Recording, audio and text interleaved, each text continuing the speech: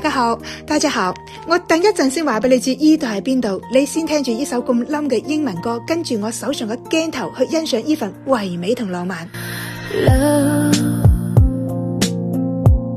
Love calling me babe,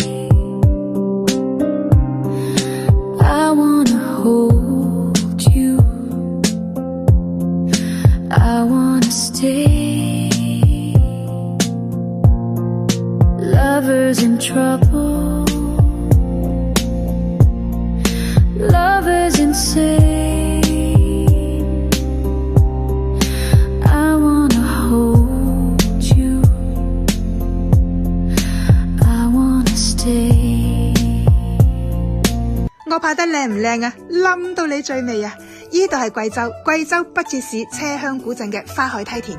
我嚟嗰晚咧，啱好見到有耶穌光，而且呢度嘅遊客好少嘅，任拍唔嬲。依家我出嚟玩，盡量揾人少嘅地方，除咗可以拍得靚之外，仲可以放鬆自己嘅心情。呢度係貴州嘅少數民族彝族，呢個花海梯田就係位於貴州北節市大方縣車鄉古鎮嘅中心位置。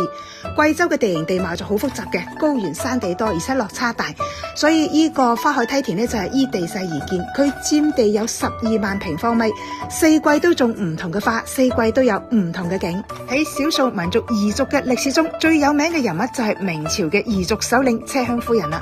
佢喺中國歷史上都係一位非常重要嘅人物，因為佢維護咗國家嘅統一。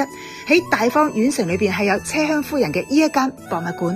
又翻過嚟車鄉古鎮，車鄉古鎮裏邊有好多嘅民宿，依間民宿係啱好正對住花海梯田，係最靚嘅一間。車鄉古鎮裏邊嘅花海梯田係全國唯一嘅喺城市裏邊嘅梯田，佢同周圍嗰啲彝族風格嘅建築組合成一個好靚嘅畫面。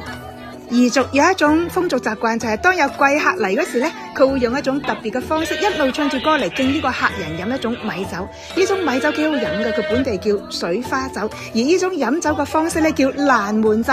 你睇下佢係3碗搭住咁樣倒落嚟嘅，如果你唔叫停啊，你就一直係咁飲，飲到個面都紅晒啊！大方縣最有名嘅食品呢，就係佢哋嘅豆製品啦，因為佢哋啲水質係非常之特別嘅，一定要用佢哋自己嘅水質先可以做出好靚嘅豆腐，而且佢啲豆腐呢，有好多種做法㗎，好似呢一種豆腐咧，佢 Q 彈彈、依依韌韌咁，幾好食噶。喺車鄉古鎮裏邊，佢所有嘅建築都係彝族風格嘅，因為呢度係彝族嚟噶嘛。我哋喺呢度食完飯之後行出嚟，呢度係佢嘅成個古鎮嘅中心位置，呢度係有一間酒店嘅。咁晚黑，他們是會有呢個篝火晚會，有篝火晚會玩嘅。中間上邊嘅舞台咧，亦都係少數民族喺度跳舞，特別係過節或者係過長假期嗰時咧，呢度少數民族嘅活動就更加豐富啦。花海梯田到晚黑係有夜景嘅，我哋去嗰時見佢晚黑係調試緊燈光，到國慶應該會好靚噶啦。呢度係貴州北節市大方縣嘅車鄉古鎮，國家4級旅遊景區，得閒過嚟貴州旅遊啦。